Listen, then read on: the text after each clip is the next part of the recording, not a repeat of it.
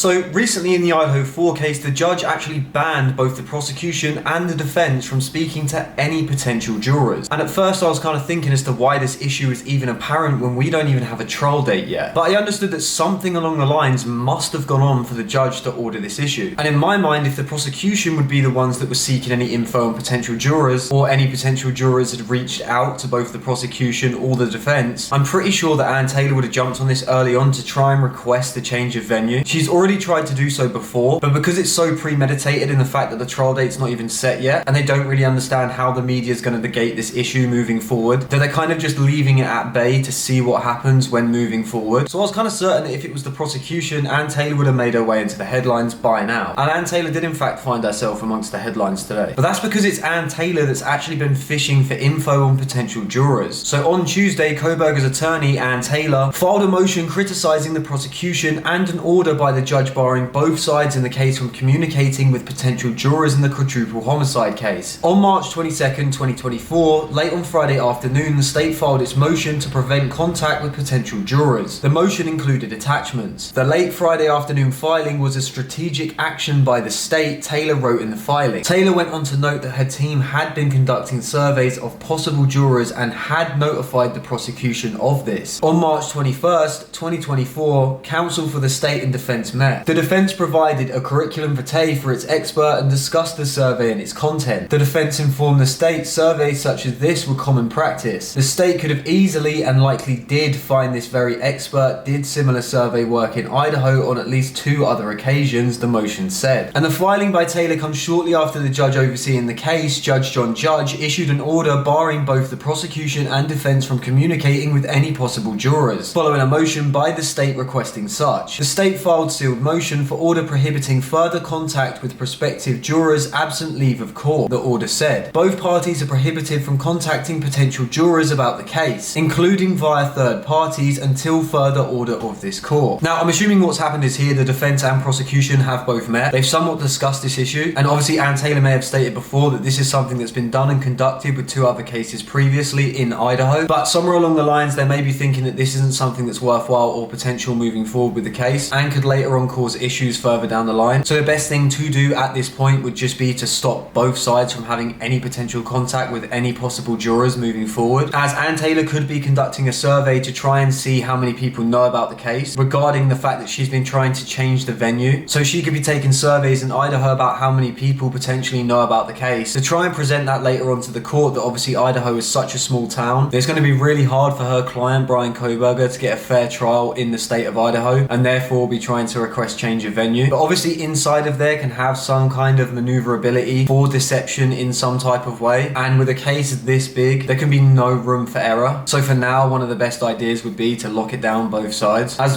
kind of like realistically it should have been anyway. I thought it's pretty obvious that both the defense and prosecution should not be contacting any possible jurors anytime soon, as any time that these possible jurors should see either of these 2 is when they're sat within inside the courtroom after the trial date is set. Anyway, I hope that can somewhat help. As always, drop a like and a follow to help the channel, but if not, then have a nice day.